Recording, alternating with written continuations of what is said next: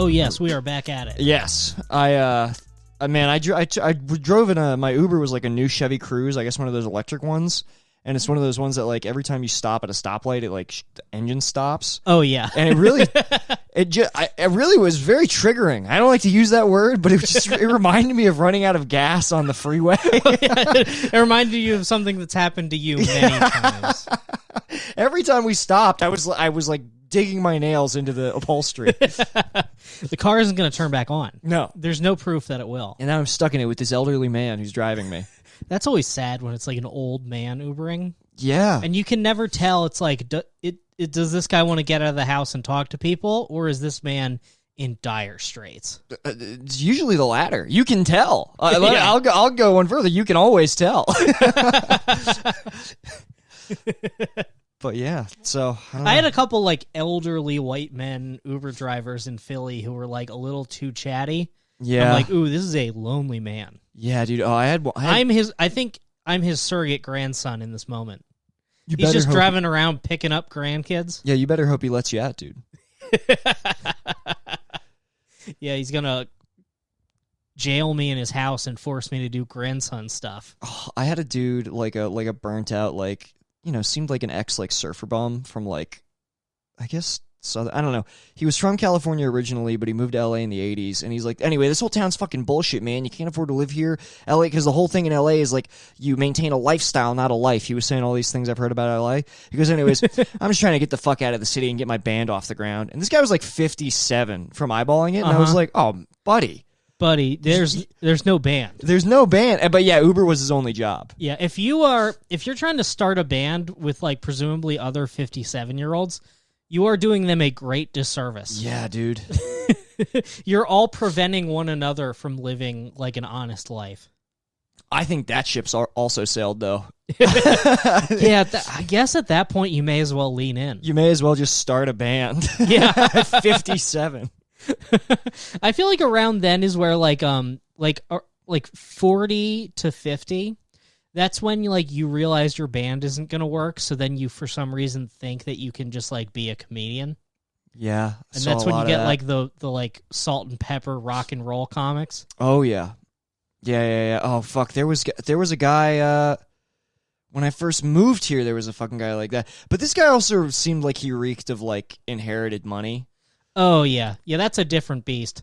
I'm talking where it's like, oh yeah, it's I get my son for a couple weeks in the summer, so I'm gonna take him on tour with me. It's like, don't do that. Do not take your son on tour, dude. Do not. You're so. I was at an open mic. I'm not going to say his name, obviously. And this guy was like, "Yeah, I have this kid, and I don't see him much. I see him for like a couple weeks of the year, and he does open mics now, and we're going to go on tour and do bar shows." It's like, do not do this. Oh my god, dude! Do not.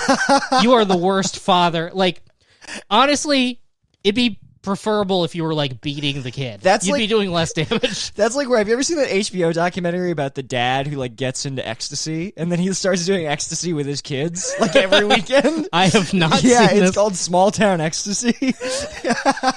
That is as bad as that. Yeah, me and my son. Oh God! I started taking my son to open mics, and now we're doing We're going to go on tour. We're doing bars all across the East Coast together. Yeah. Yeah, you quickly corrected clubs. Yeah. We're going to do different dive bars. Yeah.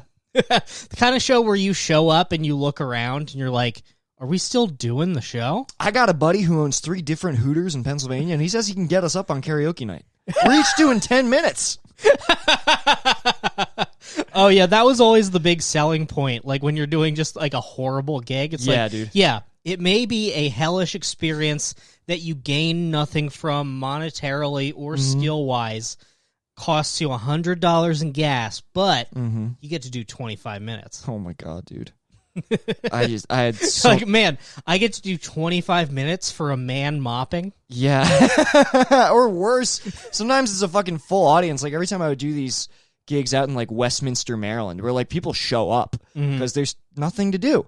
But oh my God, did they hate me? Oh yeah, I did some fire halls. Yeah, not even, dude. This wasn't even a fire hall. It was like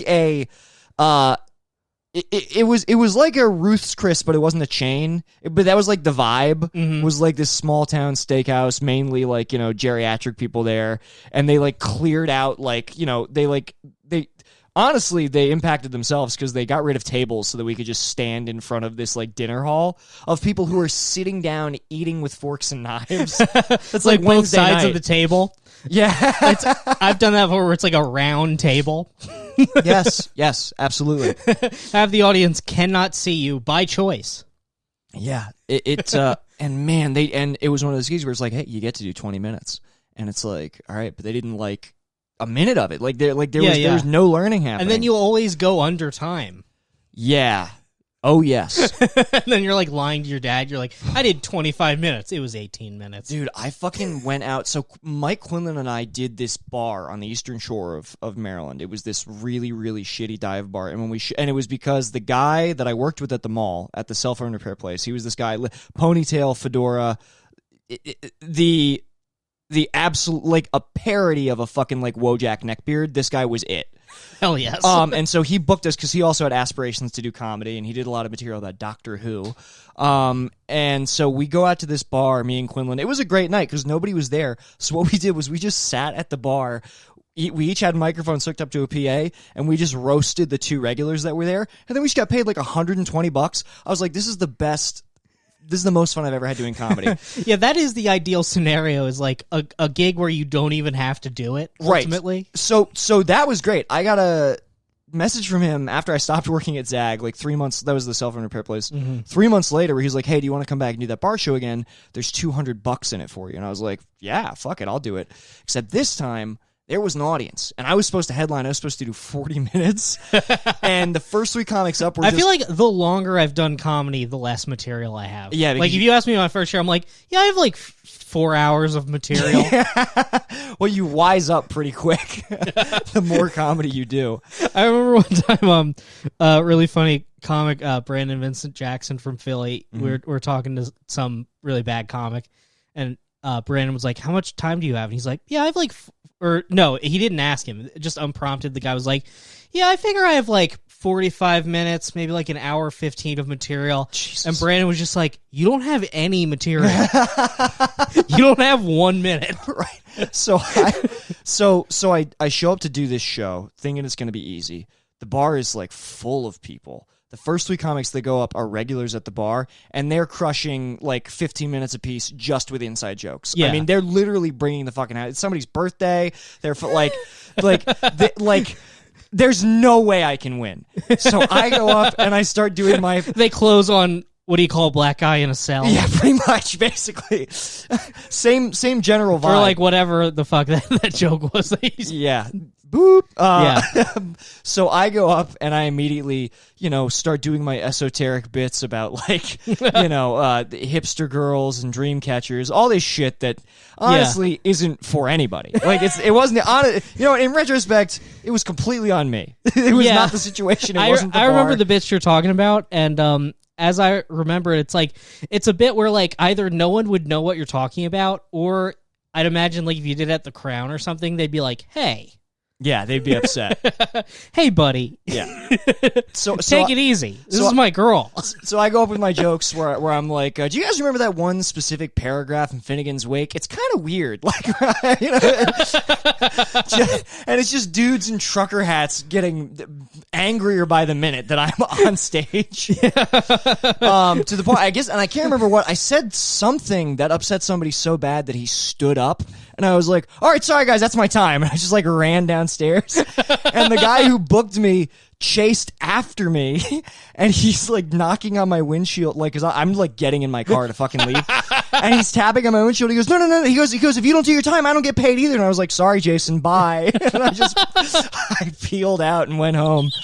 And blocked him on Facebook.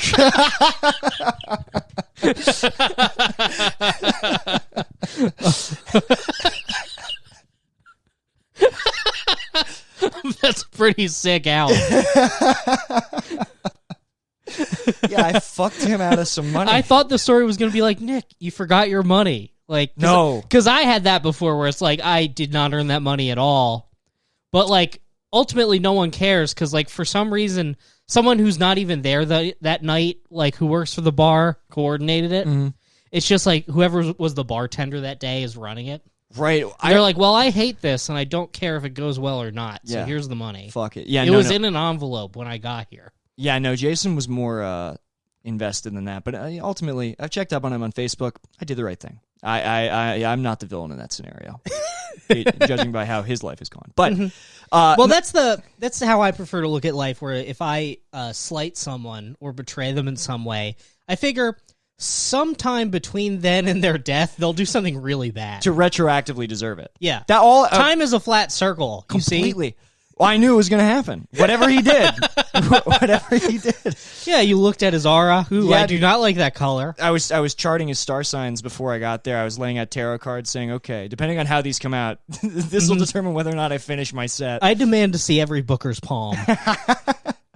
Well, to your point of not being paid. For some reason, the image just jumped in my head of like shitty open micers leaving hobo signs outside of like bar shows where it's like a dishonest man lives here.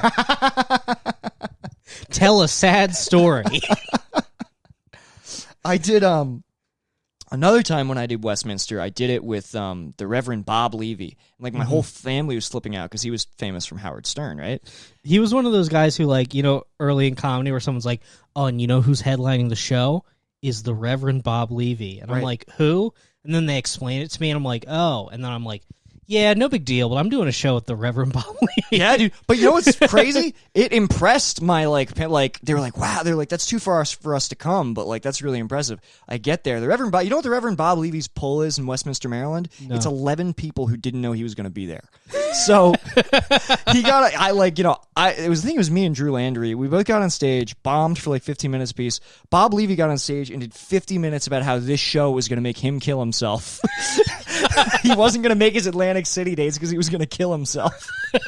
And so at the end of the show, Dave Schofer, the infamous Uncle Dave, who booked it, like I was promised $25, and he said, well, one of history's greatest artists. One of the worst. Have you ever seen?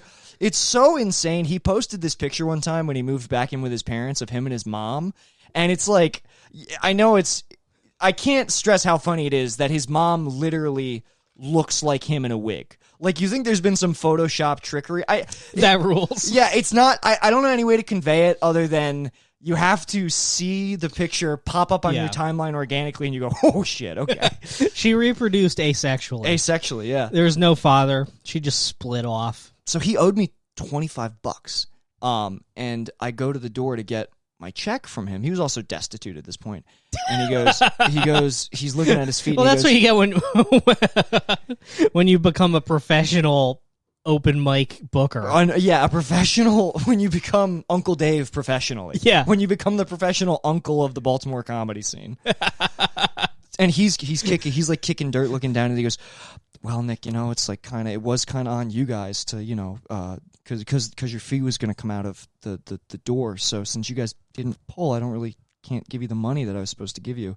But, Bob saw your set, so maybe there's a good chance he'll take you on the road with you. And I was like, dude, he will not. I was like, pay me my fucking money. He's like, I can't. And I was like, all right, well, I'm not doing your shows anymore, dude.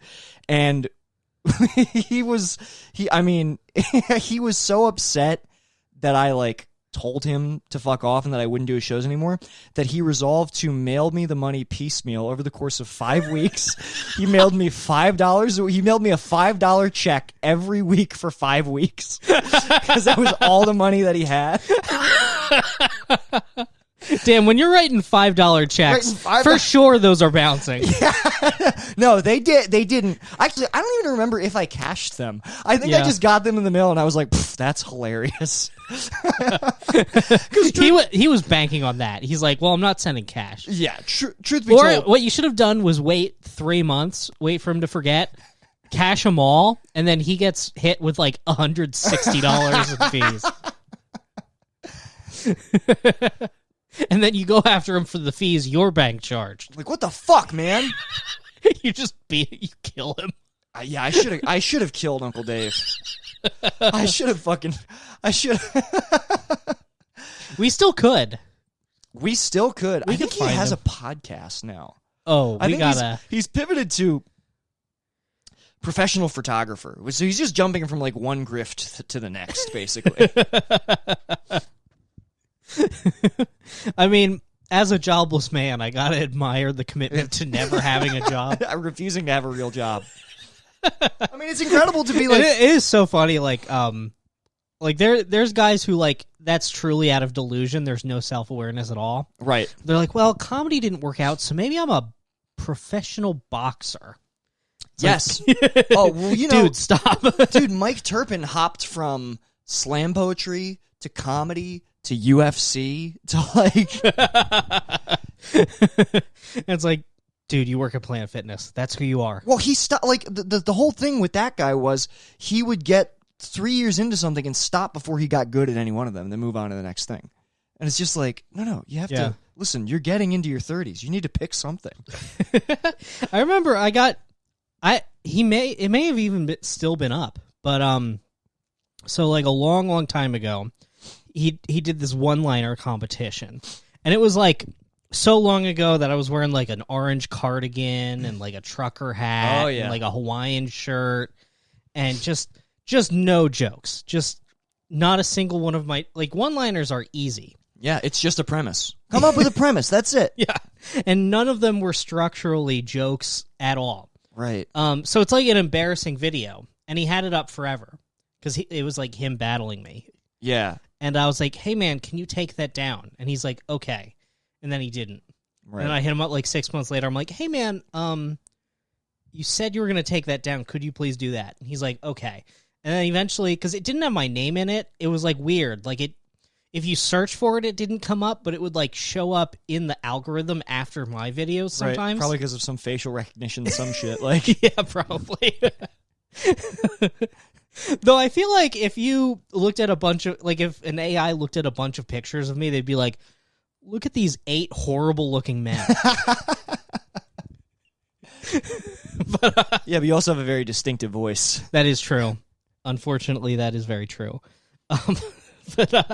So then, like, I think like 3 years went by, and then I'm in Philly, and I was dating this girl, and she's like, "Hey, I saw some videos of your stand-up." Oh, fuck. And I was like, "Well, that's never good. That's always real bad when that happens. What did you see?" And she's like, "You were in like a one-liner contest?"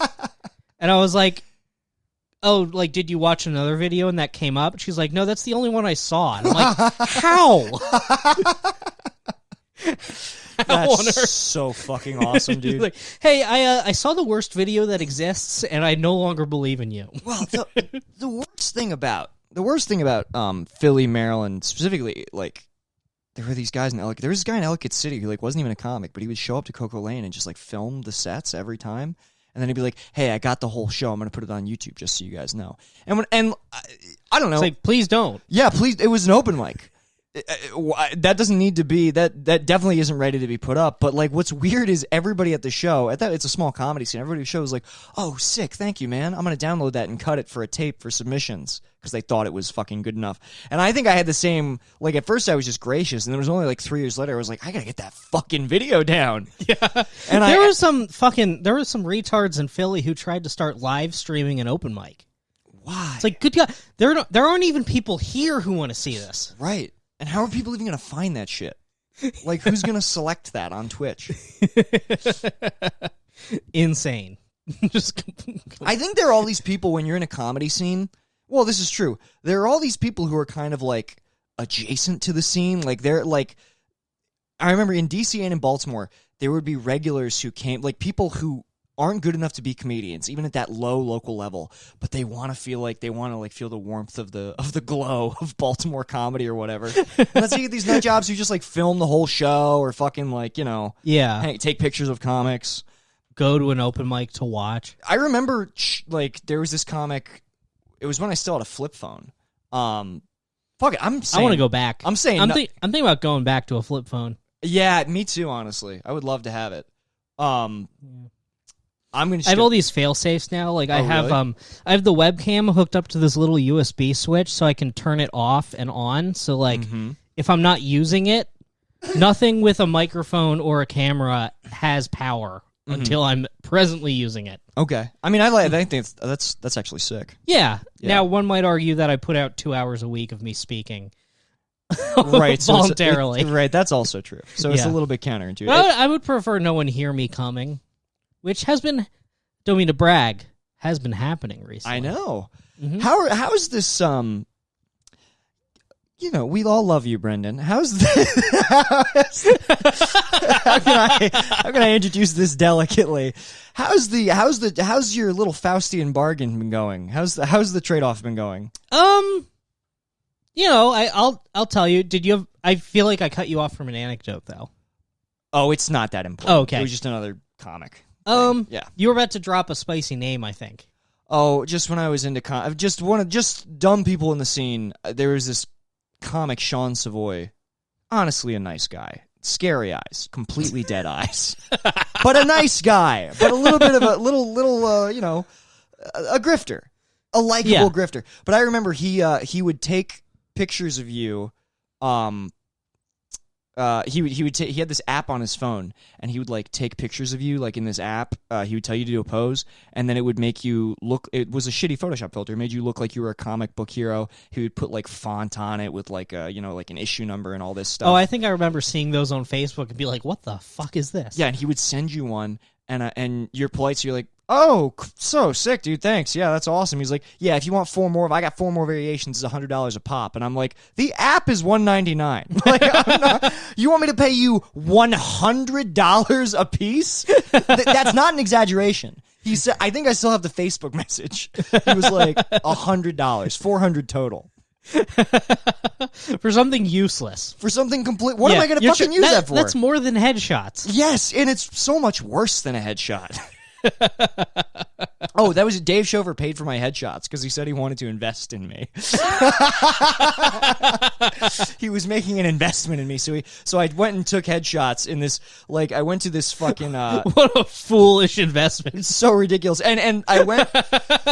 I got them at this. Where the fuck was it? It was near like Glen Burnie or Crofton, and I like went into this woman, Christina DeSantis. I'm remembering all these names. I've been taking 5-HTP. I think it's really repaired a lot of the damage that ecstasy did to my brain. I think maybe just not doing ecstasy for a while is helping that. I mean, it's been like over 2 years at this point. Or no, a year and a half. Not. I mean, acid too. Like you've been sober for a couple months at this yeah, point, but right? but it's not like. But even when I would do acid, not like drinking. You're not an alcoholic. But even when I would do drugs, it was I had a sober for you just means not on acid. I literally I get to be a regular person, unlike some people on this podcast. You just have like a joint in your mouth and a beer, and you're like, I'm sober. It feels good to be normal. Man, yeah, but I miss drinking a lot. No, wait, that came back. I had a question. Yes. Oh, you missed. I wanted to ask you about. Oh, the pills. The pills, yeah. Yeah. It's going fine. I was getting really like depressed. But then, I pulled out of it like it was like a plane like a World War II plane going down. You pulled up? I pulled up at the last second, then like the wings fell off. So, right. No, it was fine. Like I was real depressed. I think last week, when we recorded the last episode that we recorded, which it was one of those episodes where like after we record it, Bae listens to it and she's like, "Hey, are you feeling okay?" Really? Yeah. Was that a red flag? I thought that was a good app. Was it a red flag app? I think it was a good app, but like if you're not listening to it for laughs, but like because you love me and you miss my voice. I forgot the many lenses that this podcast can be viewed through. Yeah. My dad is a Coil subscriber now. Oh, that's an interesting development. Holy shit. Yeah, he's like, "Hey, I signed up for Coil. What do I do now?" And I'm like, well, 1, don't, and 2, like, can't you just like Venmo me $5? Yeah, like, Dad, please. I don't need you to. Dad, I need money. Yeah, I mean, we did some more things to fix it today, but presently, people who sign up for Coil, we don't know where their money goes. Yeah. It's a huge problem. We've made like $4.93 so far. Yeah, something like that. Yeah. And it's really funny that they email you every time you get a penny. That's true? Yeah. Oh, I thought you were kidding. No. I think the whole video call thought you were kidding, dude. No, it was Because you said we have 3 cents and we all laughed. And then you said, yeah, they email you every time you make a cent. And then we all laughed again. You didn't catch that? Well, I'm very funny. People laugh a lot when I say things. Definitely. But no, I have 3 emails from Coyle saying that you were streamed 1 cent. Oh, that can't be that. That's insane. That's fucking crazy. That's that can't be. That's few enough that they could be manually sending the emails. Right. Well, they would be clogging people. Anybody this is going well for has got to be furious with them because they're just clogging their Gmail space. They're going to fucking run out of space in like a week. Yeah, I don't know how it goes. Maybe if you earn more, it like scales up and it tells you every like 35 Every cents. dollar. But for us, they're just like, this is big for you. Yeah. And it goes straight into like a Bitcoin wallet that I don't know how to cash out. Well, I guess we Look, just folks, we're working on it. We appreciate your support. Oh my god, dude. Well, but all right. But this is definitely I shouldn't be on the air right now moment. Oh no, I think it's fine. Yeah. But yeah. You and Bay and the pills. So me and Bay and the pills. Mm-hmm. Yeah. But it's going fine. I got depressed, and then I got anxious, and then I got kind of manic. Then I cleaned. Anytime I'm like moving furniture, I've really learned to like, I'm moving a dresser, and then I'm like, oh, I'm on one. Yeah. I'm definitely, as they say, on one today. Yeah, when we were on the video call with Matt and Lauren and Liam, I could see your room, and I was like, oh, it's completely different from when I was there, 4 days ago. And I think folks, it works, though. No, Brendan, of course it does. But you got up to some stuff. I did get up to some stuff. Also, like when I did Matt and Shane, someone was like roasting my blinds. Oh, I knew that you were going to spiral about that. It was weird. I got like almost no negative comments. Except for the blinds? But Yeah. But Brendan, doesn't that tell you that maybe it's not something, if one person said it, it's not something should sweat? It backlights me. So like if I'm on a Zoom call or something, it's like I'm completely dark and you can just see outside. See the blinds? Yeah. I guess that's true. Yeah, I guess that's true. Look, Nick, the content, the marketing, the paywall, all that can be whatever. But the blinds must be perfect. Right, of course. Well, the blinds are the rock of this podcast. I mean, every time I come over to your room and it's different, I go, okay, so this is the temporary solution for right now. until he gets antsy again. It's really it's really like synecdoche for my entire being. Yeah. It's like, okay, yeah, you think you got it. I mean, if there's one thing I've learned from reading many philosophers, it's that nobody ever's got it. You don't never got it, dude. Well, at least it's not just me then. Yeah. People have been trying to get it for, it's a tale as old as time. Me especially. Yeah. I'm not going to get it. Yeah. Do you think that maybe you should be on pills, Brendan? I am on pills. You are on pills. I'm on different pills. Okay. Are they so eventually you'll level out again? I think so. So what happened was I tapered off Zoloft, and at the same time I started taking Wellbutrin, and I'm still on the mood stabilizer. Mm-hmm. So I'm not off pills. Because I know that Wellbutrin can be kind of volatile. Is the only thing. Yeah. Well, I am getting brain zaps.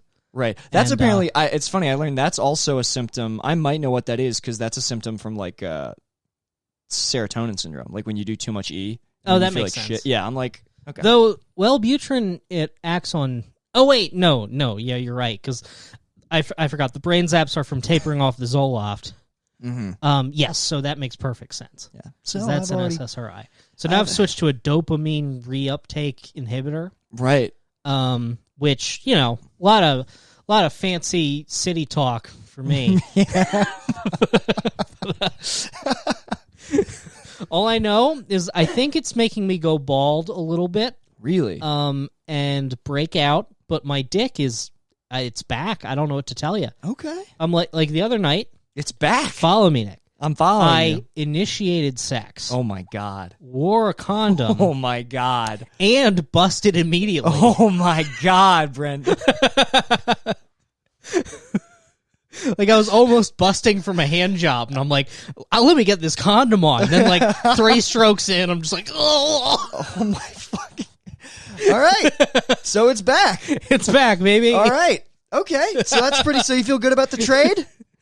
Yeah, it's like taking the weight off the bat, and then I just like go up to bat, and I miss the ball and throw the bat like into left field. Right. Just like steep foul. The bat like hits a kid. But I still run the bases. Yeah, fuck. But yeah, it's nice. It's nice to be horny again. Yeah, I'm horny for Bae primarily, of course, but It's I've so also funny been that- like, I've just been like in the store, and I'm like, oh, an ass, huh? I forgot about you this. forgot that you'll enjoy a casual ass. I just in forgot the that world. peering at strangers. I forgot about that. I forgot about leering, Nick. This is the I shouldn't be on the air right now moment. You ever just enjoy a good leer? No. You know what's funny? I leer at people by default. So I don't know when I'm not occupied. I don't know where to stare. I can't stare into nothing, so I'll just pick a target and just like observe them intensely. And a lot of times people think I'm a pervert, but I genuinely just don't know where to put my eyes. So yeah, I'm a big fan of leering. They're like, do you see that young man over there? I think he wants to fuck that old lady. I mean, dude, when I was a kid, I would literally just like be on the bus or my mom's car, just like with my face pressed against the glass, staring at people. I would be fully leaning into the stare, just like looking at women outside a Giant, but not sexually. I was just imagining. You're like, curious. I wonder where she's going. I was writing a backstory for her in my mind. Alone people watching. Yeah, dude. Yeah. So I'm a big fan of the leer. So I'm with you. I'm glad that you get to enjoy that again. Yeah, isn't leer? That's a Pokemon move, right? Leer? Yeah, By who? I think one of the psychic Pokemon. Huh. It could be true. It seems true. I feel like I would recall that. But yeah, it's fun busting immediately. I forgot. Is it fun to bust immediately? I mean, in contrast to what I was doing before, which Right. was just jackhammering away until we're both sick of it. I forgot that you do have to crawl before you can walk again. So Yeah. you're right. Okay. So you're noob, dude. You're Yeah, basically, yeah. It's I'm back to like a 17-year-old boy fucking. wow, that's really exciting, man. It is. It's nice. Yeah. How's it looking down there? I mean, you were getting hard before, but you couldn't like. I was getting hard, but it was kind of squishy. Oh my god. This is like diamond hard. So your sex life was just really kind of difficult. Yeah. Yeah, it was pretty bad. I guess I just didn't realize. Yeah, like it's getting hard enough where like it starts to like go a little purple. You know that hard? No. Just like the head. Just the head goes purple? Like there's so much blood in it that it's starting to like be visible. I don't have penis problems. I mean, I think I don't. I don't know. I guess I'd have to ask other people if that's a relatable sensation to gauge whether or not. No, I don't know that, but that's, You never like recently it's been getting so hard it's like it's too hard. It's like it starts to like bend back because there's not enough like skin for what's going on in there. Like it doesn't get bigger, it just like gets like more taut and like I mean it's like it's not happy about how hard it is. You're asking me if I know this feel? Yeah. No, I do not. I mean, look, my dick gets hard. Don't get me wrong. Yeah. Sounds really upsetting, dude. So you gotta like gauge. Well, compared to the alternative, look, I'm on easy do street. you not have baby. enough skin on your penis? I guess not. Huh. Man. Or it's almost like it's almost like the bottom is like has more skin than the top. So it's like the bottom gets too long and then it's like the top is holding it back, so it starts to like bend up almost. I understand, but I don't understand.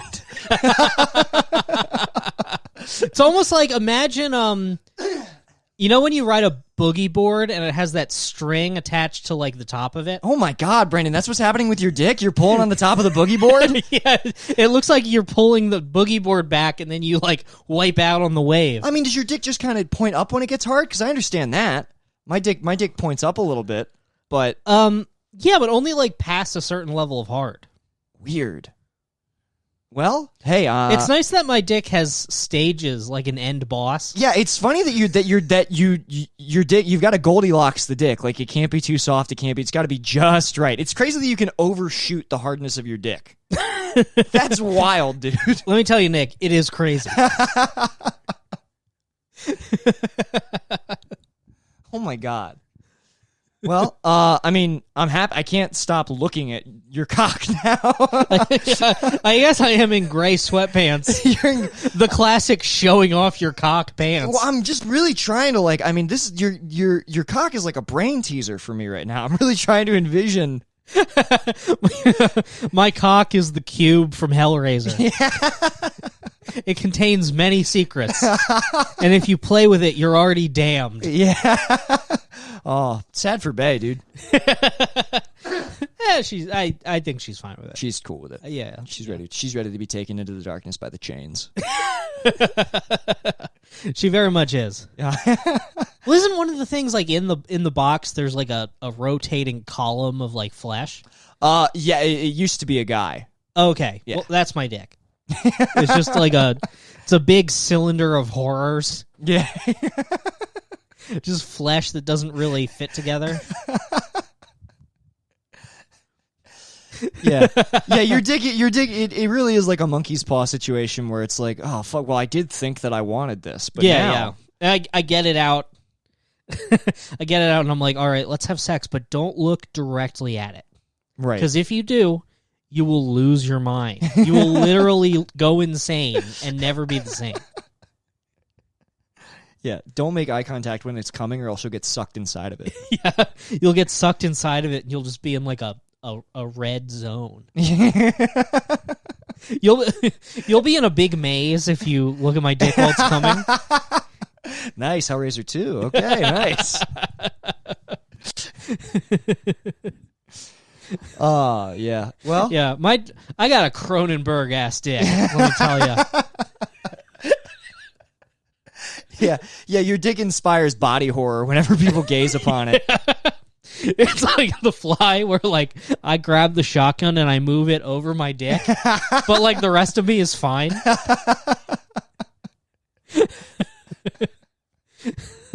I'm like, kill me. They're like, yeah, we can hear you. The rest of you's fine. Yeah, you're fine. Yeah, dude. Well, all right. I will admit I was a little concerned about you. After our talk last week, I was like, I think Brendan should, because I was definitely on one. Don't get me wrong. Sure, we were just trying to size up. When I was talking with Isaac, we were trying to size up whether or not this was worth having a penis. You know, like I was trying to size that up myself, right. But I think I'm turning the corner. I think it's okay. Yeah, nice. Yeah, pretty good. Okay, great. So just wanted to check in. What were you and Isaac observing? Well, I was just observing that you were brain zaps were a huge one. Brain zaps were a huge one. How do I not tell people about that? And then they say, well, why is that happening? I go get and then you get into you're changing your meds. They're like, why is he changing his meds? Like, he wants to have a penis again. And they're like, is that worth it? And so we just had a philosophical discussion. You in like a French salon. There's no way to mention a detail about you without the whole sweater coming unraveled. Do you know what I mean? Yeah. Like, it's more and more questions. Let me tell you, they don't end. Yeah, any conversation with me, it's like if you're playing, it's like you're playing an RPG and you're like, damn, this is a rich NPC. Like, when is this going to end? Keeps branching off, keeps looping back. Yeah, holy fuck. I feel like you have so many quests ready to dole out. I'm one of those NPCs where, like, you ask the same question again. I'm like, well, I already told you that, but it's like, damn, this is a good RPG. The NPC knows we talked about that. This is some next level. Yeah, you're pretty well programmed, dude. I've told many people that. It's true. Yeah, Brendan, I'm very impressed by the level at which Brendan's code is written. He has a lot of features, a lot of bugs. I mean, realistically, yeah, there are a lot of bugs in my operating system. But you know what? You admire it for its aspect. Sure, it's not a perfect product. Maybe maybe you needed to spend more time in beta, right? Mm-hmm. But it's a fresh idea. Yeah, this little man. Or I think it's not linear like that. Like sometimes there'll be a patch that just causes like a ripple of problems. Yeah, they're like, that the developers weren't anticipating. Yeah, they're like, we fixed the physics, but a whole bunch of new things sprung up, and we did that. Yeah. Yeah, you can now. Yeah, we fixed the crosshair is now centered. Some people were complaining it was like a little bit low. Yeah. However, all the sound effects in the game are now screams. So don't worry, we are working on that. It is only PC, so console players will not be affected. Yeah, we made it so you can customize the color of your gun, but unfortunately that caused all of the textures to go wonky. So now every rock is a screaming face. But you can still play the game. We're working on it. Yeah. Me and Dylan only, we have problems in Warzone because there's this PC glitch that like seems to disappear for months, then come back all of a sudden, where like you're inside your gun and you can't play anymore. That's so fucking funny. It just makes you so sick.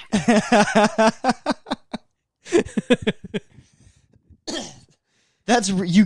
Even restarting the game doesn't help. Sometimes it does, sometimes it doesn't.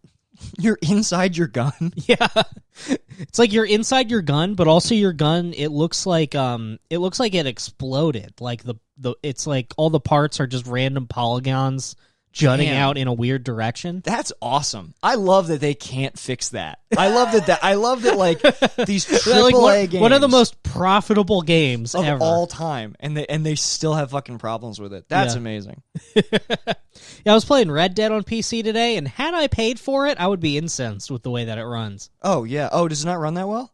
Well, I mean, I assume not. I can't get it above 60. I don't know if it's locked. Oh, I think there's a weird fucking. I think it might be locked. I think there's also like a weird thing with like the. I think Metal Gear is locked at 62. It's like fuck off. Why even port it? I don't think Metal Gear is locked at 60. Oh, it isn't? No, I think I've seen videos of people running it at like 120. But maybe, yeah. I don't know. Maybe I just have the settings fucked. Oh, look at you! You're little. You're a, what do I want to say here? You're an FPS snob. PC Master Race, baby. I am a bit of an FPS snob. Yeah. Oh my god. Give me. Where's my 120 hertz? Show me the 120 hertz right now. Look, 144 hertz is what you want. Wow. Okay. So you want a ceiling. You're right. The cards are going to improve. Look, the cards right now, they can't really do it, but... Mm-hmm. I think I'm going to drop some, because I'm still collecting unemployment. I'm like, which I'm not supposed to, and I've been planning for I assumed I was going to stop collecting unemployment after I got hospital jail money, but apparently if you don't tell them, they don't check. So... Yeah, the thing about the government is no one works there. Yeah. I'm like, I think I might get I might drop it on an Xbox, dude. Yeah. I might. And I mean, we talk about like how they go after small money crimes, but that means like small business owners. Right, true. That means like a family diner that's been in the family for generations. That's true. And then they just fucking take it. Yeah, they're probably not gonna. Yeah, what are they gonna take? $400 from me? Which they have to come into my house and steal from a safe. I probably keep the least amount of cash that is regularly in a safe of anyone. There is cash in the safe. There is cash in the safe. You put your cash in the safe. Like when I sell something on Craigslist, I put the cash in the safe. You know what? That's better than where I keep it, which is in all my cash in my wallet with a hole in it. Well, I should sell the safe because I bought it when I thought I was going to be a gun owner. Right. Oh, that's a gun safe. I mean, it's an Amazon Basic safe that I bought on eBay. So right. The intention the purpose was to house the gun. Yeah. Amazon Basics, they have some good products for the price, so I try to find them on eBay sometimes. Oh, nice. Yeah. Yeah. Well, what could you even get for that thing? Yeah, like $50. I don't know. Oh, that's 50 you could use. Yeah, 50 I could use, and I have a little locked box, like a little cash box that I can use instead. That was like $20. Get rid of those. Honestly, keep your money on the bed, dude.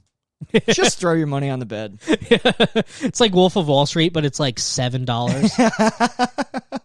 You hurt yourself jumping into pennies. Yeah. I get off the bed and I just have like coins sticking to my sweaty back. Yeah.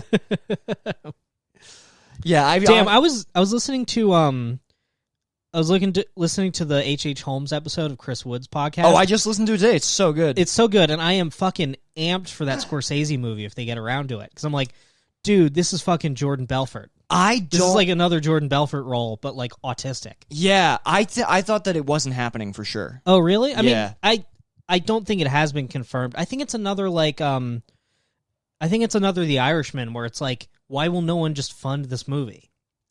Because Brendan, Yeah, people don't. If the Irishman, they don't like movies. They don't like movies. They want to. You have got to somehow work in an angle where he meets the Avengers. Like that's the only way to get people to see the H.H. Holmes movie.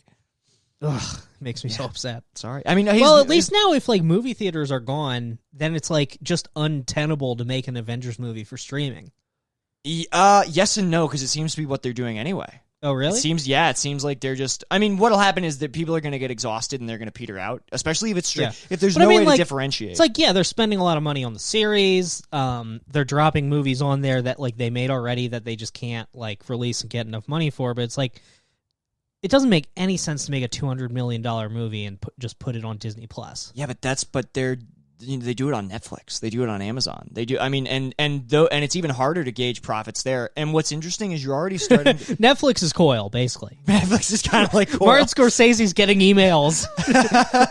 He's like, well, I got $3 today. Martin Scorsese's emailing people. He's like, please see The Irishman. Use my code. Yeah, they're like, I noticed you watched The Irishman, but you didn't use my code.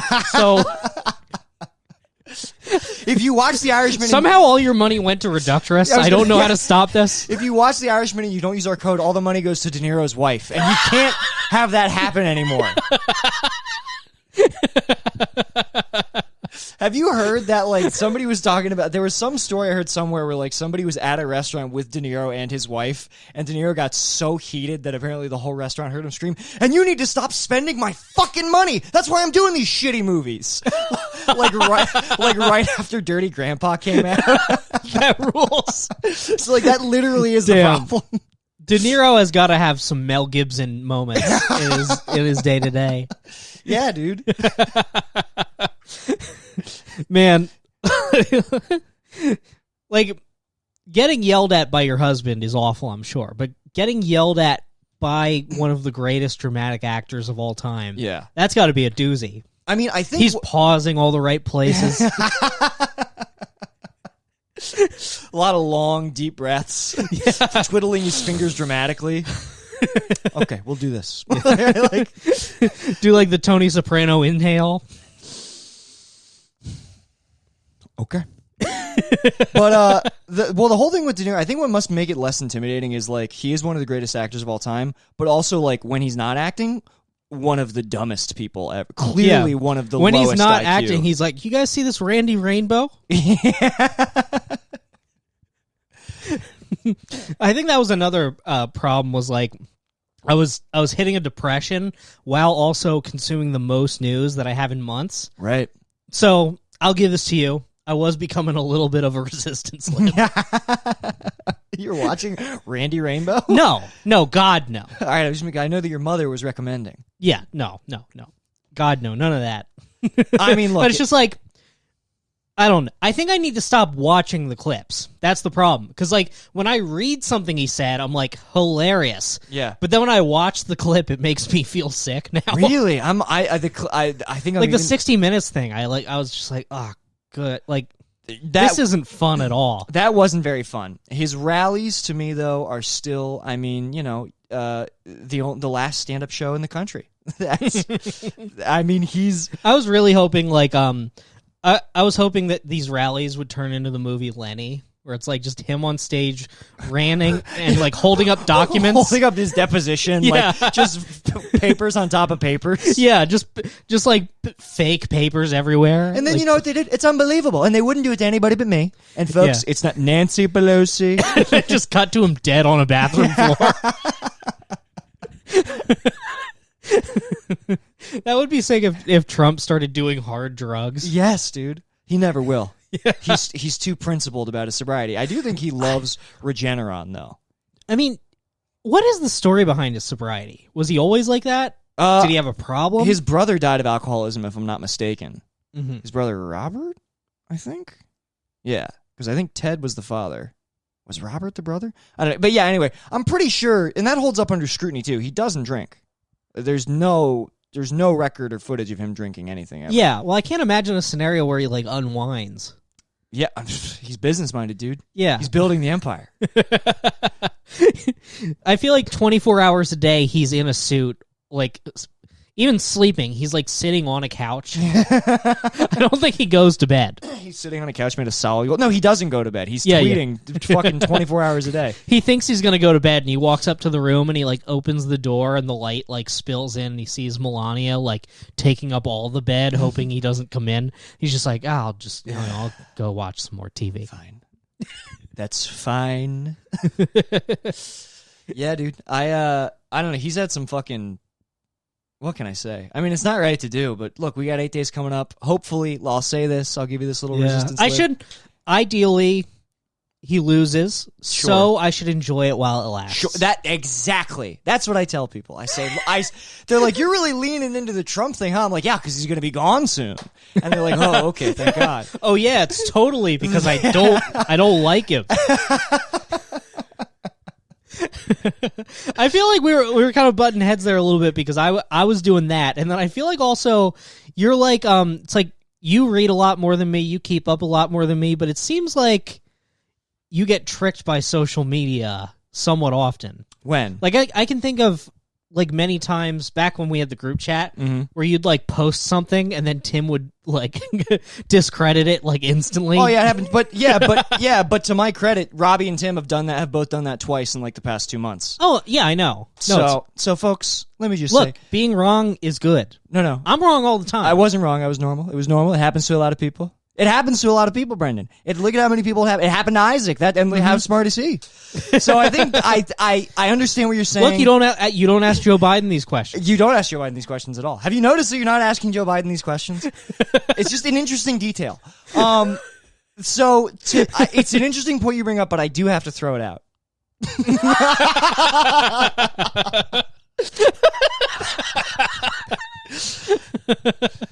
you think that there's any like high school debate kids who like have just studied Trump? Yes. They would win. Oh, no. Everybody's studying Trump. This is a proven campaign strategy now. We will see this repeated again and again. They're going to like toe the line though. Like one candidate is just going to like go on CNN and say the N-word. They'll be like, all right, that didn't work. We're going to have to find a new guy. But, look, high risk, high reward. You know what? Turns out we need it to be code. If that's, then you know what? Maybe I do. I'm not even going to fucking play with that. But, yeah, I mean, I will say this. I have stopped. I strictly, like, consume, like, vetted news now. And it's freaky stuff, I'll tell you. Yeah.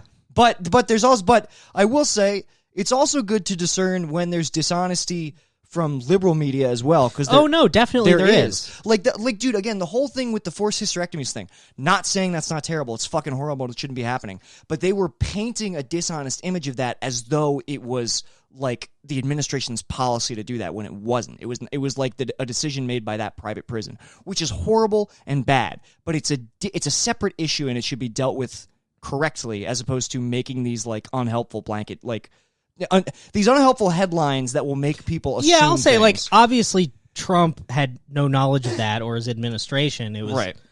It was probably like whatever like state like ICE agency or whatever is fucking nuts. And it's also important to point out that, like, again, and like Trump sucks and ICE sucks, but ICE deported more people under Obama, more like across the board every year than they have under Trump. So it's like, and that's not that I'm defending Trump, but I think what pisses me off is there is this narrative that's being pushed right now that everything wrong with America started 4 years ago. We want to attribute all of these things to Trump, and it's like, no, dude.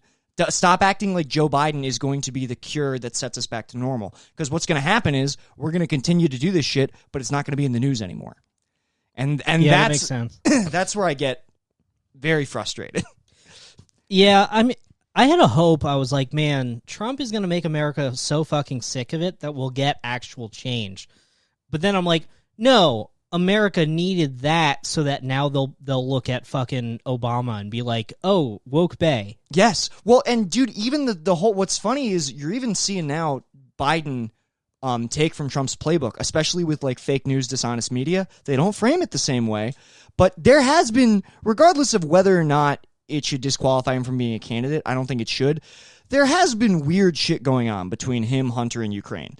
And when he was like confronted about it, getting onto a plane, heading to some event, like he was confronted by like somebody from like CNN, one of the major ones, and he said, "Oh, he's like, yeah, that's what you would print because you and your whole network is dishonest. That's what you do. You lie about people." And I'm like, okay, so now the Democrats are taking this for themselves. Mm-hmm. They're going to do. I'm this not going to co-sign that example. I don't know anything about it. You don't know anything about the Ukraine Hunter Biden business. I mean, I'm vaguely aware of it. It doesn't seem like there's a lot there. Well, I mean, other than the fact that there was definitely some nepotism at play, I don't think it's the same. I don't think it should disqualify him from being a candidate for president, but I think the way they're painting it is very dishonest. Yeah. Well, maybe. I don't know. You don't know. Well, I don't want to have a take about something I have read nothing about. That's fair. I've skimmed headlines, seen that like some of the leaked screenshots have like a Russia-only cell phone provider like at the top right of the... Like, they have iPhone screenshots where, like, at the top where it would say, like, AT&T. Yeah, but it's like only a provider in Russia. But, dude, the Russian bots thing has also largely been disproved. There was a Reuters article that was just about it. Like, the Russian bots thing is, again, like, a democratic narrative. And it's actually pushed by... There's this agency... I just watched a really good... I just listened to a really good podcast about this. There's essentially this agency within America that's creating bot farms and then attributing it to Russia. It's weird shit. It's very weird shit. That's interesting. Again, I know nothing about it. You know nothing about it. I worry about... I will never apologize for any jokes that we make, but I feel like sometimes we discuss real things, and I feel kind of irresponsible because of how dumb we are. Wow. But see, you know what's funny? Like, I don't want to be a Rogan thing where it's like, hey, it's a comedy podcast. And Antifa set the fires. This is what, but this, I guess that's where I get bummed out because I genuinely feel that I'm the most politically informed and educated that I've ever been. It's I have got nothing better to do. It's what I spend my time doing. Mm-hmm. So I don't know. Yeah. I mean, we can be then yeah. I guess it's shitty to toot my own horn and be like I am very informed, but I don't want to be. I mean, everyone thinks that. Except me. I think I'm retarded. But I don't want to... But you know what's... I'm reaching the point in my life where I'm like, man, I'm going to be fucking 28. I don't want to know nothing about the world. Yeah. And I don't want I guess, like, it's not that I don't trust you, but it's like I don't want you to be my only news source. And then I'm on mic being like, yeah, that makes sense. And then someone is like, the Coward Hour podcast has co-signed a... like... Right. Sure. Yeah. I get it. Like, again... You're probably right, but I don't want to be like on mic and you're like, actually, they weren't forcing hysterectomies, and I'm like, I guess, and then that's like, not what I said. that's absolute. Look at what you've done. That is not what I said. By that I meant like the right. federal government. Sure, that's sure. what I was saying. Right. Okay. I just look. We got a lot more listeners. Sure. We might have some advertisers soon. I'm starting to. Look, don't let me do this. I'm not going to let you do it. I've started to be worried. I'm like, should we not be openly threatening the lives of specific billionaires? But I got to remember, that's what made this podcast great. When are these pills going to kick in? This is my question. What happened to caution to the wind, Brendan? Well, I have anxiety again. That's really the big problem. That's the big problem is in SSRIs killed my anxiety. Mm-hmm. And now I'm back to, I can't tell if I'm back to having like an anxiety problem or if this is like a normal human amount of anxiety. In any case, yeah, I'm not handling it well. I don't know if you have an anxiety problem, although I can't. I would love to put on like a VR headset and get the Brendan experience just for 30 minutes, just so I could gauge it. I do think you're more anxious than the average bear. I do think that you can tend to spiral a little bit over yeah, small things. But yeah. And for a while that it stopped. But unfortunately it made me not feel a lot of other emotions as well, particularly centered around my penis. Really? so it's all a work in It sucks progress. that those two are connected, dude. And it sucks being a fucking addict because, like, I'm there in the doctor's office. She's like, okay, so we'll give you some Wellbutrin. We'll stick with the mood stabilizers. And then we can give you something for the anxiety. And I'm like, what? Like, what? And she's like, Xanax. And you're like, you can't And give I'm me that. I'm like, God damn it. Why can't I be the kind of guy who can take Xanax? That's awesome. Wow, dude, you're truly like, it's such a, I know that there's an analogy for what this is, but it's such a uniquely, it's a catch-22, I guess, is what it is. I guess that's what I'm looking for. You're in this weird catch-22 with your brain. Where like... Yeah. Well, I am always in introspection. Oh, man. And that's not going well for you. No.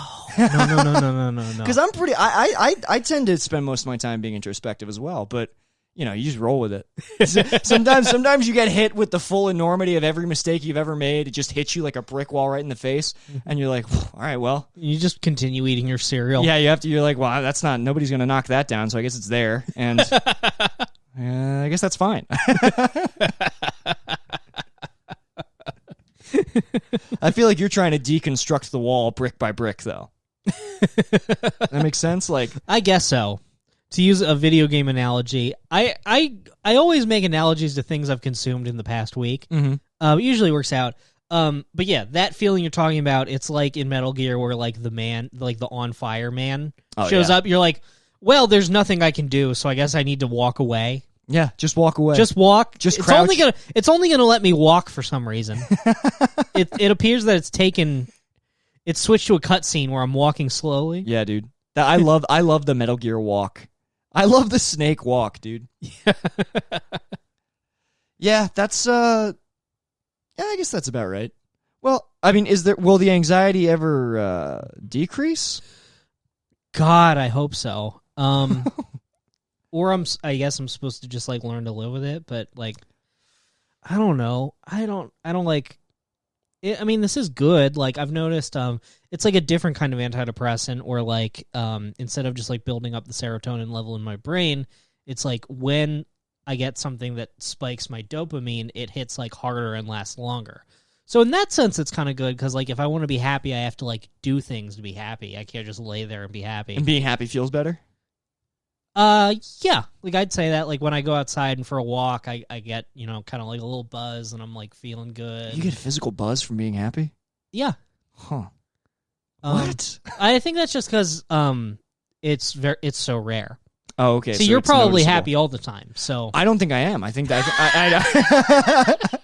no, I think I've deadened my emotions, like in a variety of different ways. But I also think that I like it. Mm-hmm. Maybe. Oh, another Metal Gear analogy. I've started to think of the Discord as like the oil rig. Oh, all your the Diamond Dogs, dude. Yeah, we all have your boys. We have 100 guys named like Diamond Slug. That oil rig is sick. Yeah, just sending people there, to like just wrestle. Yeah, dude. I like the Discord. I show up every now and then. I wrestle someone. Yeah. Dip out. You teach them something. You inspire them with words. I show up, I just lay something horrible out, and everyone's like, "Thank you, sir." Weirdly shower in front of everyone. Yeah, man. It's an honor, sir. Have you gotten to the part with Quiet yet? Have you met Quiet? No, but I remember Sean Preston played Metal Gear Solid 5, and when Quiet shows up, I won't spoil anything, but I think he was single at the time, and he became obsessed with her like she was his actual girlfriend. Like he's like I remember he's like and then the first time you go back to the rig and she's there, he's like I put the controller down and I was like, oh my god, you're here. You waited for me. Sean Preston loves Metal Gear. Every once in a while, Sean Preston will get really into like anime from like 20 years ago and text me about it at 2 a.m. I miss that dude. He's like, dude, do you know the cheapest place to get the Evangelion box set on Amazon? Oh, fuck. Look, that's going to be us when we fail and we move back. Yeah, he's so happy. I know. we just both I was texting him this week because we both I guess this is sort of Hard Times related. Our favorite lead singer, this guy Sakevi Yokoyama, he was in the band Jism. I wear it in the Hard Times photo. Yeah. So for the first time, he's like a crazy guy. He went to jail a bunch of times. I mean, this dude's the fucking best. He was in a band in Japan called Jism in like the early 80s. He went to jail a bunch of times. He went to jail because he tried to set a salaryman on fire with a handmade flamethrower. What is a salaryman? It's like a Japanese businessman. Oh, okay.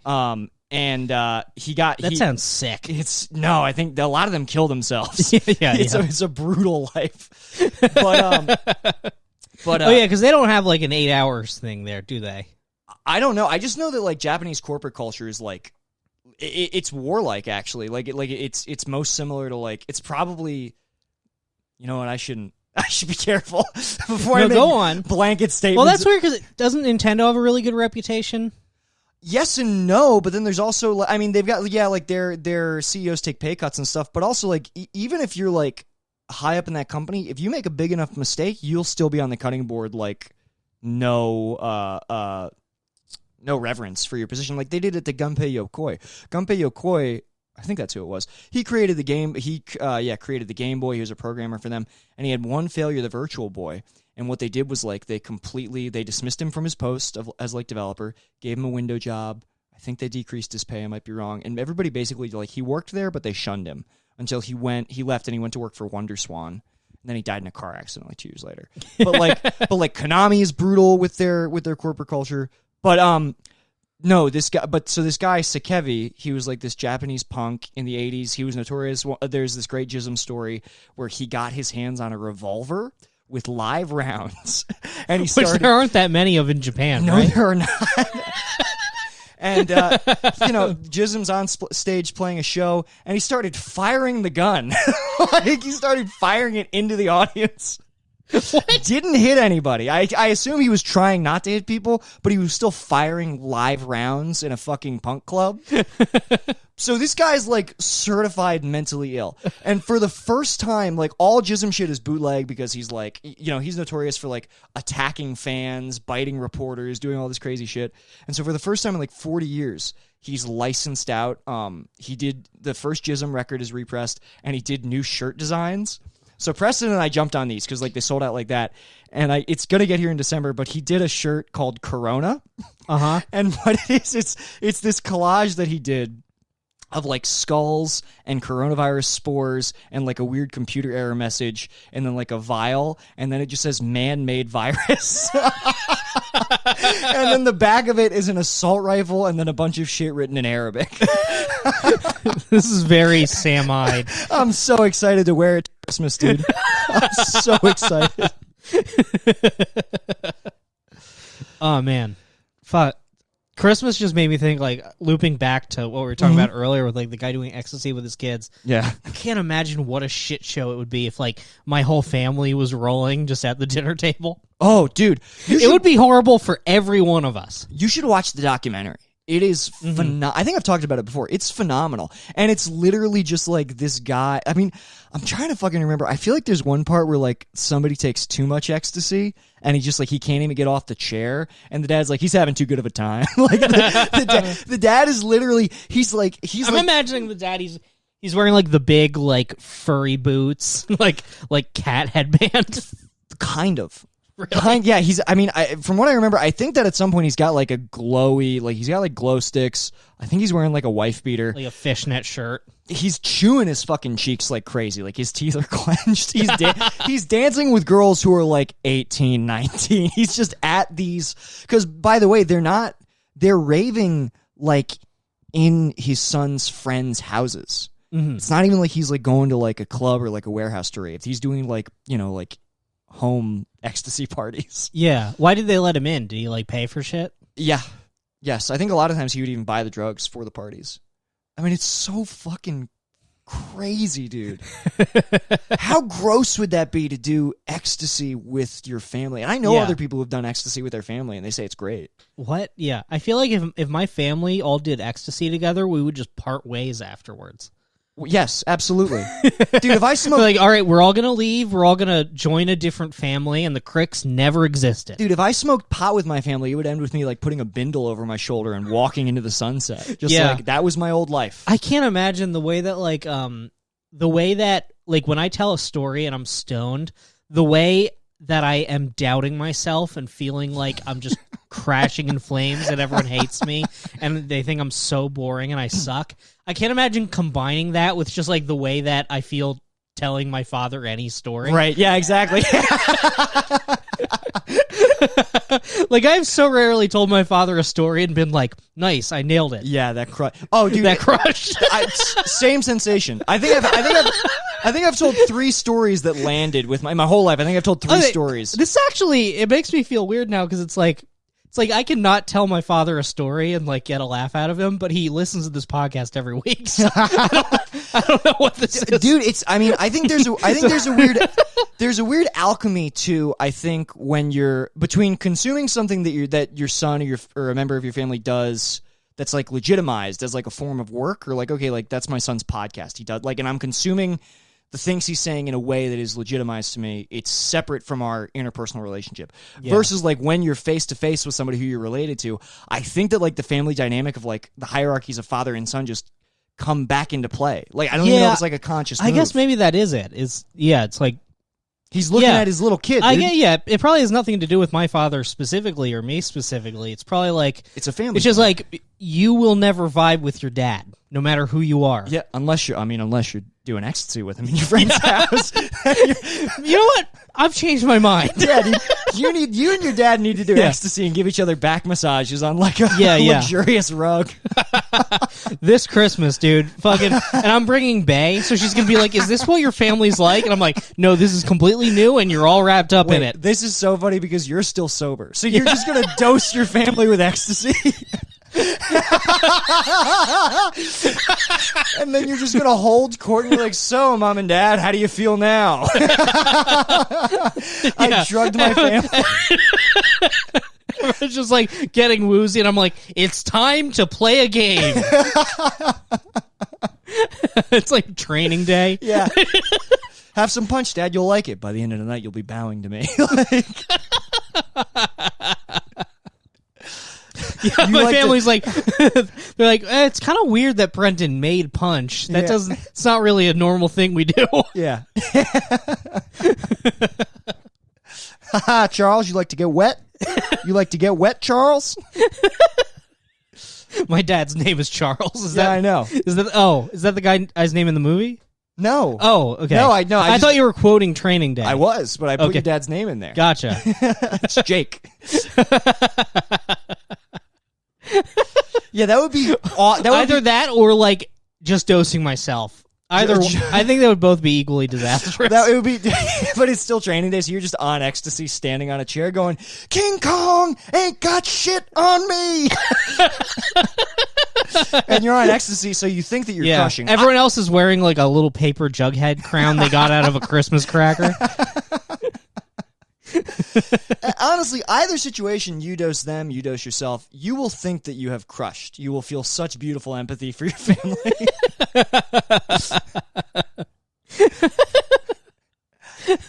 Yeah, Brandon, let's get you on ecstasy. I think that, how could it go wrong? You're clinically depressed, serotonin is already at a premium. Let's just spill the whole jar of serotonin on your brain, dude. Yeah. Serotonin in my brain, it's like gas in Mad Max. Yeah, absolutely. Yeah, Nestle wants to own the serotonin in your brain. They don't think that they already do. Yeah. Dude, it's gone. Totally. Oh, holy fuck. I wonder if my testosterone is going to come back on Wellbutrin. Oh. That would be sick. What do you have extra now because you took that tea? That makes, maybe, because baldness can be a side effect, maybe. Of testosterone. Of Wellbutrin. Oh, of Wellbutrin. But also of high testosterone, you usually go bald. Yeah. Yeah. That's interesting. I mean, it is. Frankly, there are a lot of unknowns at play here. It's really like the sliders. To use another video game analogy, your stats are like the sliders in an RPG. Where you can max out some, but that'll take. You know what? You know what I'm talking about? I'm definitely min-maxing, but it's unclear what my max is. It's like, well, it's like I min-maxed in like something that hardly comes up. Like I min-maxed in like science. Yeah, luck. So it's like, all right, I guess you can repair a robot twice in the game. You're like, I don't know what the fuck dexterity does in this game, but I trust that a high number will help me. Yeah, those are the two. When I play games, the two I never touch dexterity or charisma because I'm like, how am I going to be charismatic in a video game, dude? Yeah. I mean, it turns out pretty important sometimes, but I'll usually try to role play like myself. So I'll be like, all right, I'll give myself high intelligence, like okay. Can think quick on my feet, very low charisma, very low initiative. Strength, no. Why, Brendan, it's the one realm where you can escape. Why do you just do yourself over again? I don't know. I didn't mean for that to be pointed or mean, but it's just No, curious. it wasn't mean. It just kind of made me reflect too much. Yeah. Brendan, why don't you treat yourself? Why don't you make a nice tall character? Why don't you start Dark Souls? No, I'll never do it. Okay. No, if I have an option to make the character short, the character's short. Okay. You know why? Because representation is important. I knew this was going to be a representation issue. I knew it. Yeah, you need to see yourself in a video game, dude. It's so important to me. When are they going to do short Spider-Man? Fat Spider-Man? Yeah, they've done... Just looks horrible in the suit. Yeah, they did Black Spider-Man. The next one is... They did Fat... They should do Fat Spider-Man. You can just see his tiny dick, like, printing through the suit. Tim and I talked about... There's this DeviantArt... This is on, like... We definitely talked about this on an episode of Beef, but I'll say it again. Mm-hmm. There's this DeviantArt drawing that makes us both laugh so much because it's Mary Jane getting fucked by another guy. I can't remember if it's a villain. And Spider-Man is just stuck to the ceiling watching and his pants are off. And he has a really small cock. And I think it's because... I think why that's so funny is because it's so funny to undergo a mutation that turns you into a literal superhero, but they still can't do anything about the cock. Like you have all the power in New York City, but your dick still sucks. That's gotta be. That would have been sick if because I mean in Watchmen they give Dr. Manhattan just like a normal dick. He chooses it. He does? Yeah, I'm pretty sure he chooses it. Isn't that the whole idea? That he chooses a normal cock? I don't think that is explicit. Oh, in the text. Well, because he can do anything. It would be really I think maybe his like base form. I don't think he picked. Oh, okay. But I mean, he could make it bigger if he wanted to. Yeah, I'm sure. But it would be funny if like you explode in a machine, you turn into a living god, and you just have a horrible, shitty dick, a totally shrunken cock. Yeah, you just have a complete chode. Yeah. Yeah. and like the idea is once you become a living god, you're not supposed to care, but you do still care. I care so much. You're like, fuck, this is not worth it. I'm up on Mars just jerking off. Yeah. Like, why were girls mad at me on Earth? Why were girls so mean to me? Yeah, you're just like passively spinning a galaxy in between your hands. For some reason, like I'm shrinking my hand to fit my cock, but I can't make the cock bigger. But I have like a real nice grip on it. Yeah, you make every maybe I'll make my own life someday, and I just make like a girl who's like, nice dick, loser. Yeah. You have to make all your girlfriend's vaginas smaller. Yeah, they hate my dick so much that they like jump into space and like suffocate. They choose the Total Recall death instead of sucking my horrible dick. Sucking your dick. Yeah. They're like, well, I didn't exist until 1 second ago, so I have no frame of reference for dicks, but something feels off here, so I'm going to go out the airlock. That's definitely small. Yeah.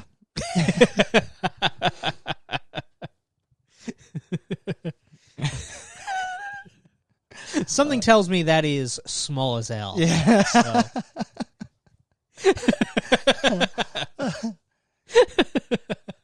Yeah, that tickles me so much. The idea of a superhero having a little ass dick. Yeah. Well, Batman must have a small dick, right? Yeah, well, he's not super. So I wouldn't be, you know what, that I would totally understand that if Batman had a small dick. It makes a lot of sense, actually. Yeah. I mean, like, this might sound weird, but like any depiction of him where you see like young Bruce Wayne, very tiny dick energy there. Completely small. No, 100. Batman has small dick energy for sure. Yeah, for sure. I don't even think Batman, with the exception of like Frank Miller Batman, I feel like Batman doesn't fuck that much.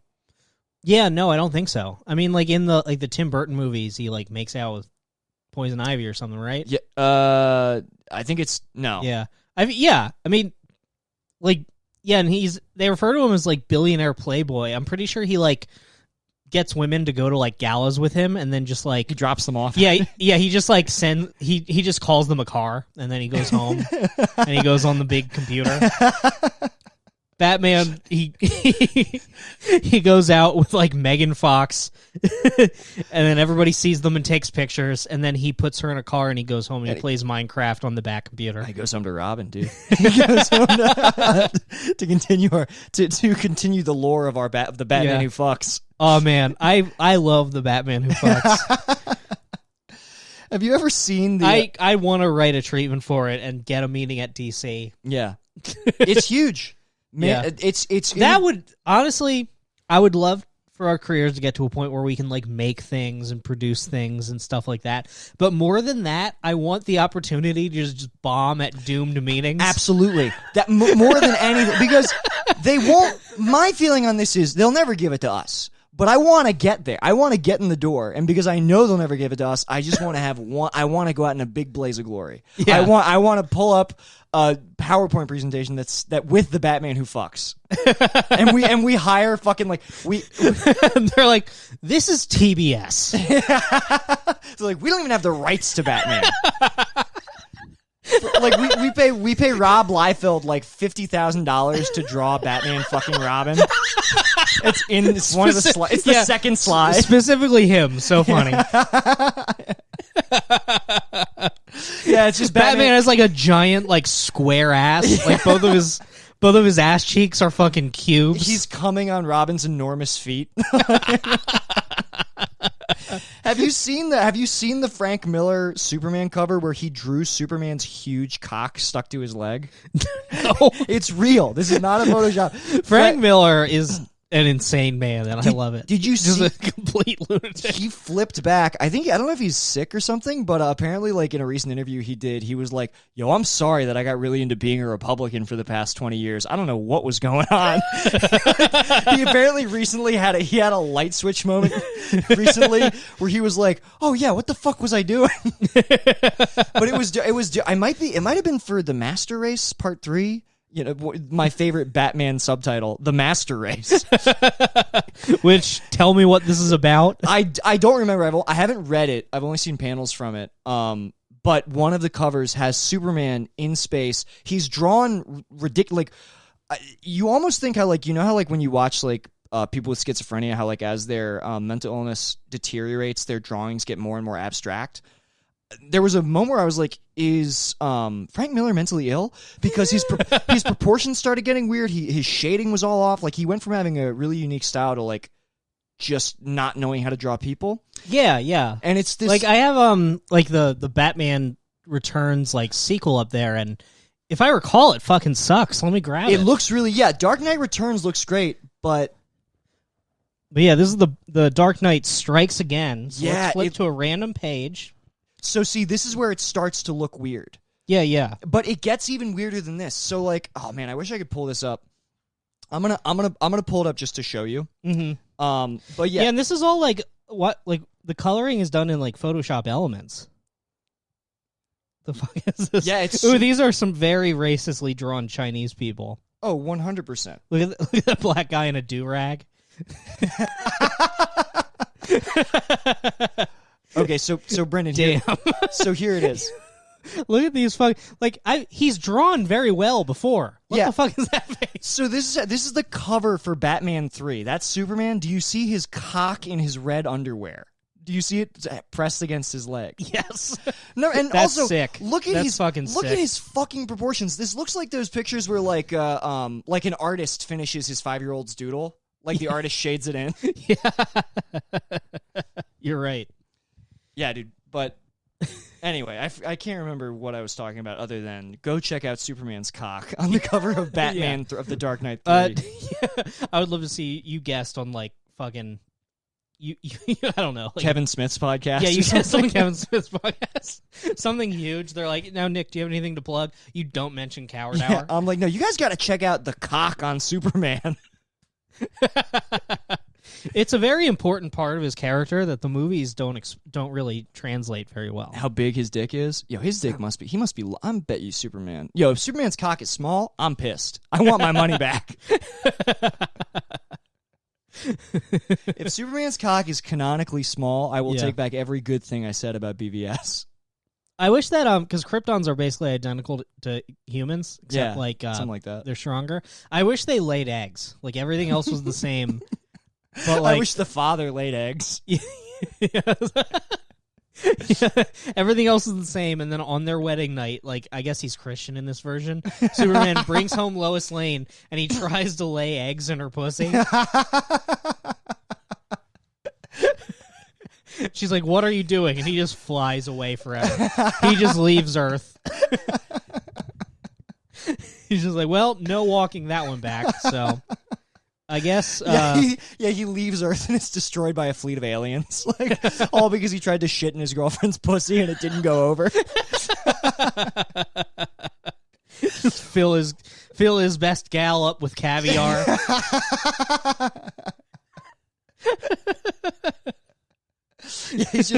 He's just flying into space like, okay, sometimes you just got to move on. The Earth explodes behind him. Yeah.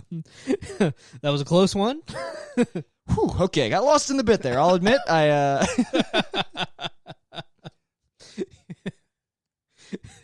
He flies back to Krypton, which was never destroyed. Right, yeah. Like, oh, you came back. We were wondering what that was all about. What was that all about? There he's like an accountant. Because everyone's the same strength. Yeah, nobody's strong. That would be so funny if Superman was a nerd on Krypton, like if he wasn't even strong. Yeah. Like small dick ass Superman can't even get pussy on Krypton, dude. Oh, that would suck so hard. Yeah.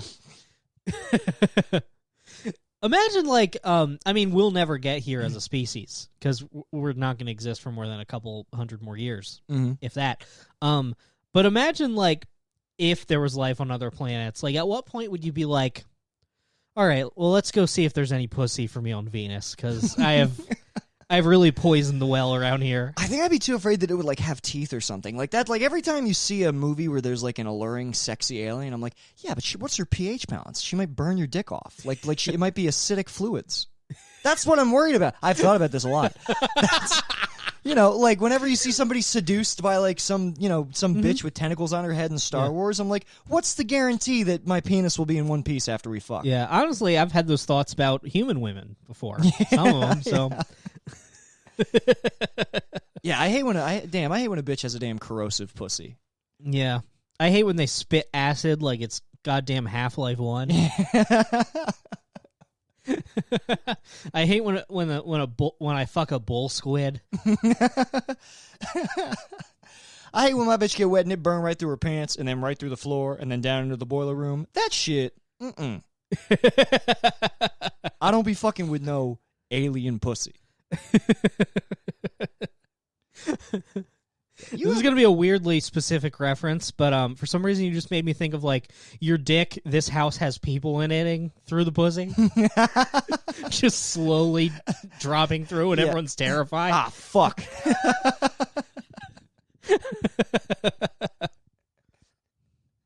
That's why it's horrible to catch yourself in one of those. Just you're fucking, it feels all right, and then you're like, wait, what's going on? And then you're like, oh, fuck.